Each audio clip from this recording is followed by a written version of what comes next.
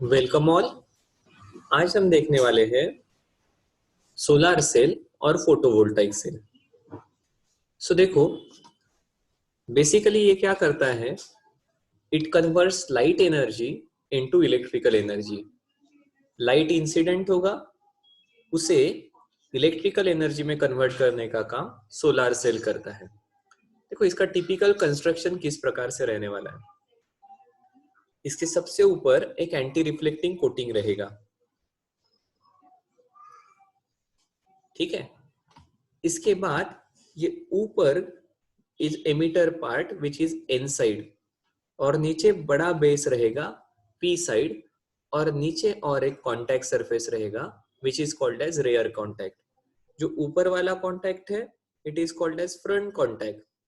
This is our P region, N region, ऊपर emitter है, नीचे बेस है, ठीक है। सो ये पीएन जंक्शन डायोड ऊपर एक एंटी रिफ्लेक्टिंग कोटिंग लगा दिया सो दैट लाइट रिफ्लेक्ट ना हो, maximum light is absorb. Front contact connection करने के लिए, नीचे रहेंगे रेयर कॉन्टैक्ट। अब देखो, यहाँ पर बैटरी कहीं पर नहीं है, because this is a device which is converting light energy into electrical energy.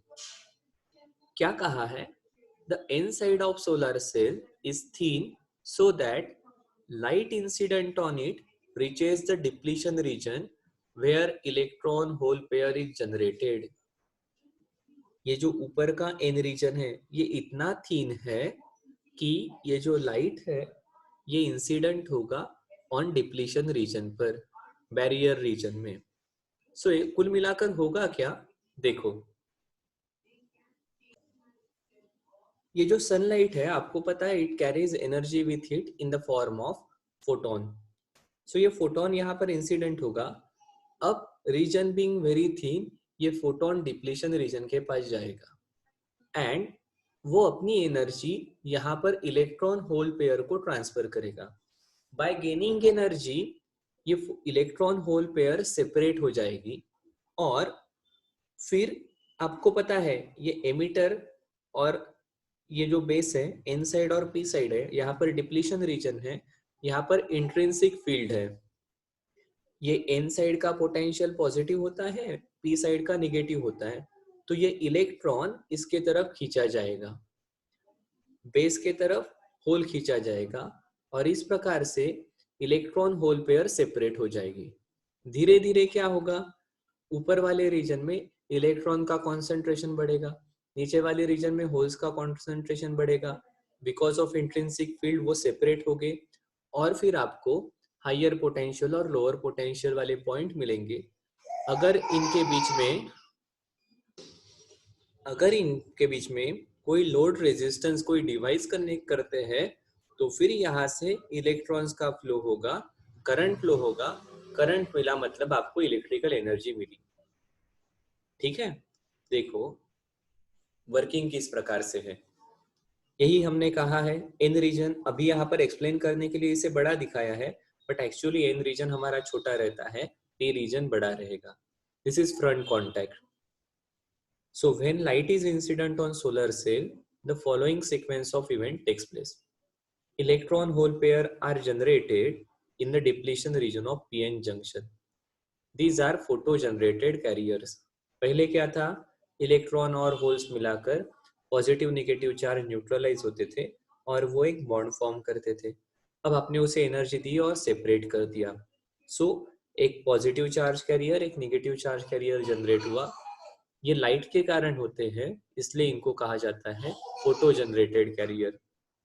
अब देखो, इन रीजन इंट्रिंसिक फील्ड पॉजिटिव है, ये इलेक्ट्रॉन्स अपने तरफ खींच रहा है। The electrons and holes are separated and collected at the cathode and the anode. These carriers are accumulated and generate a voltage across the solar cell. ठीक है, electrons इधर आ गए, इलेक्ट्रॉन्स का कॉन्सेंट्रेशन यहाँ पर बढ़ा, पोटेंशियल नेगेटिव हुआ, holes इस साइड में आए, यहाँ पर पोटेंशियल पॉजिटिव हुआ। इस प्रकार से पॉजिटिव और नेगेटिव पोटेंशियल चार्जेस के एक्यूमुलेशन के कारण जनरेट होता है। Power thus produced is dissipated or utilized in the load resistance or in the circuit connected across the solar cell. अगर यहाँ पर डिवाइस यहाँ पर कुछ कनेक्ट करते हैं तो फिर यहाँ पर चार्जेस का फ्लो होने वाला है। ठीक है।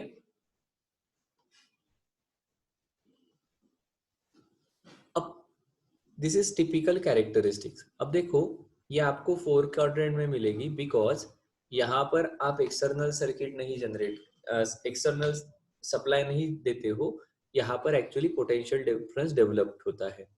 ठीक है। सो जब दो टर्मिनल कनेक्ट किए जाएंगे it is called as short circuit voltage. जब उनको कनेक्ट नहीं करेंगे then it is called as open circuit voltage. ठीक है। ये टिपिकल वीआई कैरेक्टरिस्टिक रहेगा फॉर सोलर सेल। ठीक है। अब देखो ये सोलर सेल का जो मटेरियल सिलेक्ट करना है उसका बेसिक क्राइटेरिया क्या है। तो बैंड गैप मतलब क्या। तो ये जो वैलेंस बैंड और कंडक्शन बैंड है हमारा, इसके बीच की band gap should be in the range of 1 electron volt to 1 point electron volt.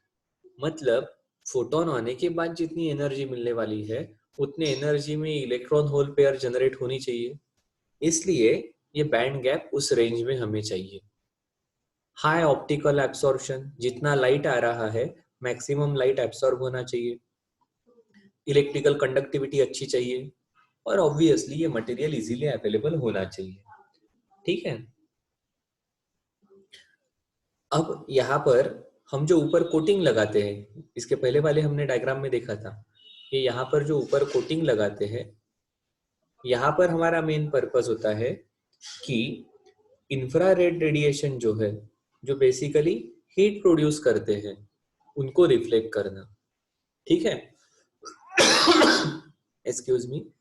हमें इस डिवाइस का टेम्परेचर मेंटेन करना पड़ेगा बिकॉज आपको पता है all the semiconductors are sensitive to temperature. So हमें बहुत ज्यादा टेम्परेचर बढ़ने के लिए परमिशन नहीं रहेगी या हमारा सोलर सेल डैमेज हो जाएगा। एंड दैट्स व्हाई ये इंफ्रारेड को रिफ्लेक्ट करना है अपने को, सो दैट टेम्परेचर नहीं बढ़ेगा। इसलिए ये एंटी रिफ्लेक्टिंग कोटिंग, हम स्पेशल प्रकार का कोटिंग यहाँ पर लगाते हैं। ठीक है। सो ये मटेरियल के रिलेटेड चीजें हैं। अब ऑब्वियसली इसके एडवांटेजेस क्या रहेंगे।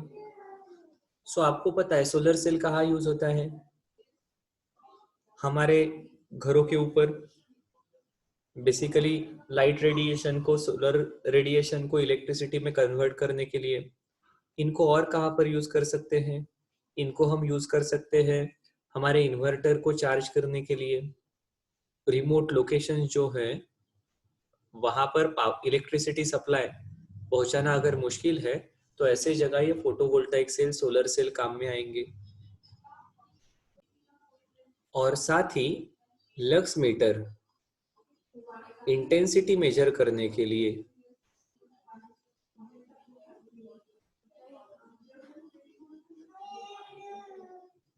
आप इस प्रकार से सोलर सेल को यूज कर सकते हो।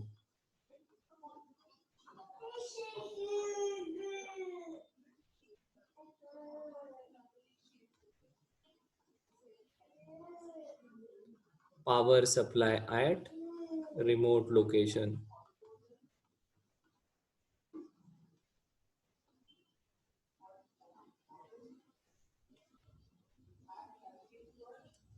ठीक है। These are typical applications of solar cell. ठीक है।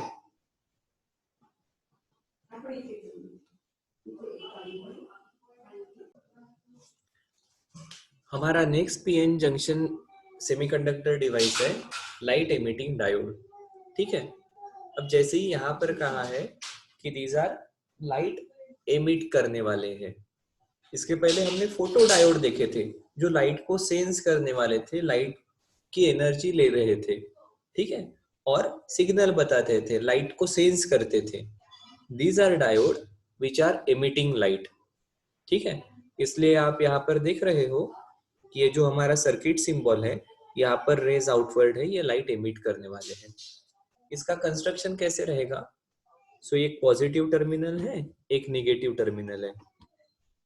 यहाँ पर एक केस में हमारा पीएन जंक्शन मटेरियल रहेगा, ठीक है, और इसके ऊपर एक इपॉक्सी लेंस रहेगी।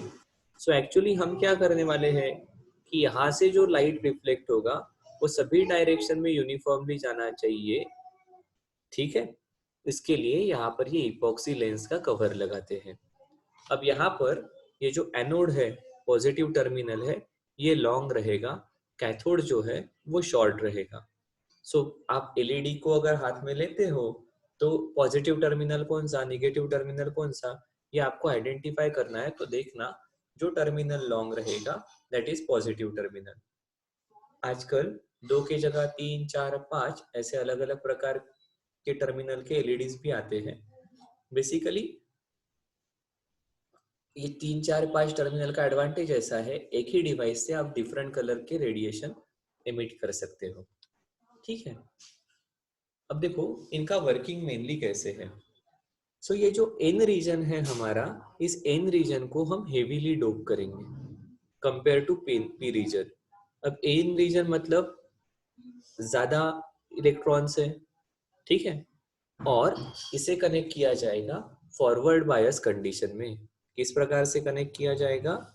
It will be in forward bias condition.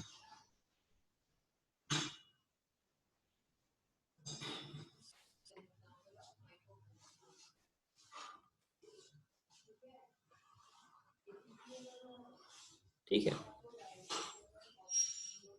अब देखो the working of LED based on recombination of electron hole pair and energy is released in the form of light।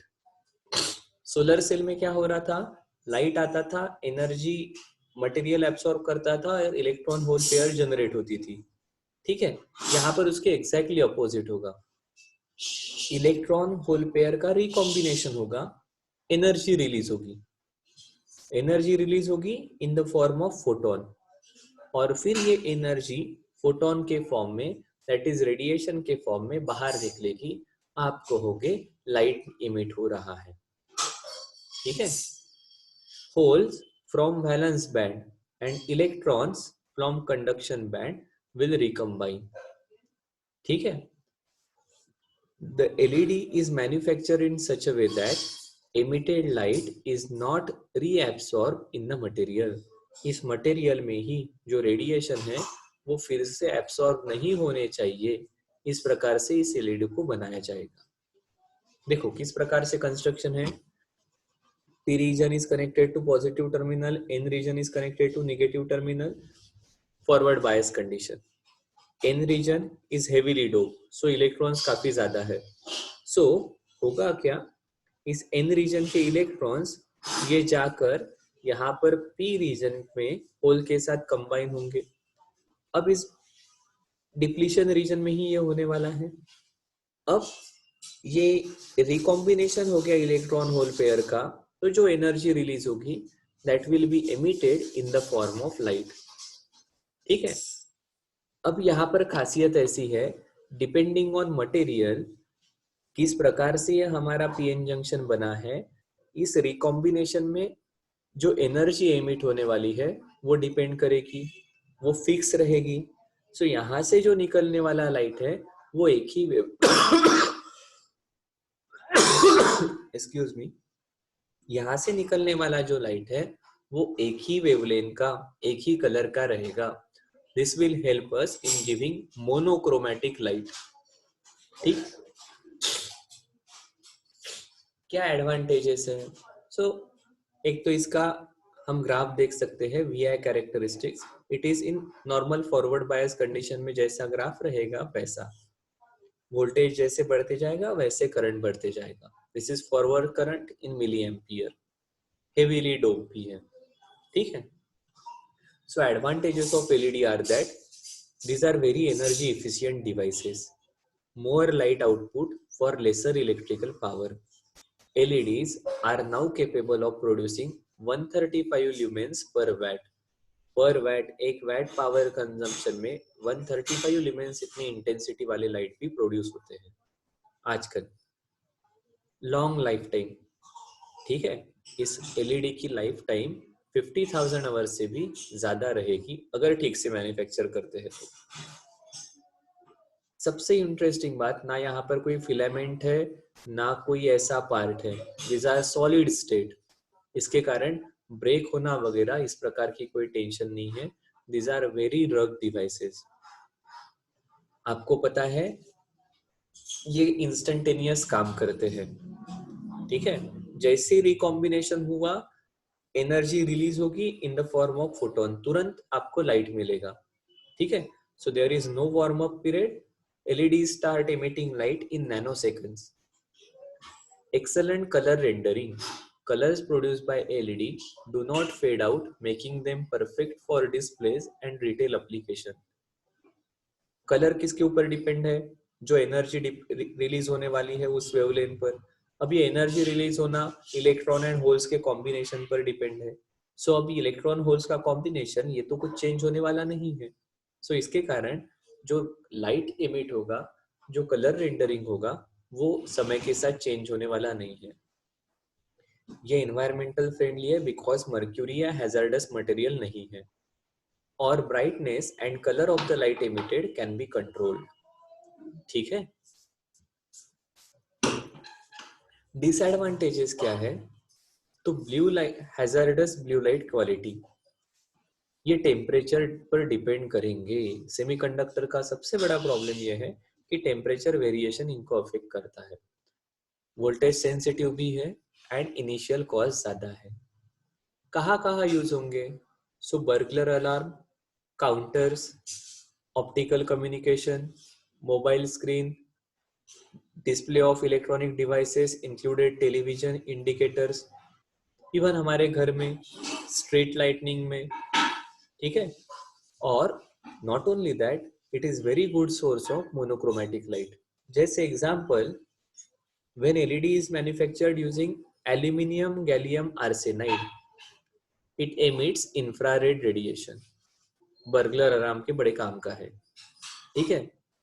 LED made up of gallium arsenic phosphide produces either red or yellow light, whereas LEDs made up of aluminum gallium phosphide emits red or green light. Zinc selenide produces blue light. So monochromatic light, typical color का light देने के लिए आपको different semiconducting material का combination use करना पड़ेगा. So this is application of LED light emitting diode. ठीक है, दोनों एग्जैक्टली अपोजिट है। सोलर सेल लाइट से एनर्जी गेन करेगा, इलेक्ट्रॉन होल पेयर सेपरेट होगी, इंट्रिंसिक फील्ड के कारण वो एक दूसरे दो अपोजिट साइड में जाएंगे, चार्जेस का कॉन्सेंट्रेशन होगा, पोटेंशियल डेवलप होगा, करंट फ्लो होगा।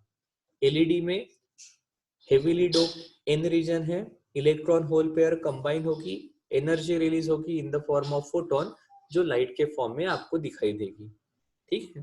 सो इस प्रकार से हमारे सोलर सेल और एलईडीज काम करते हैं।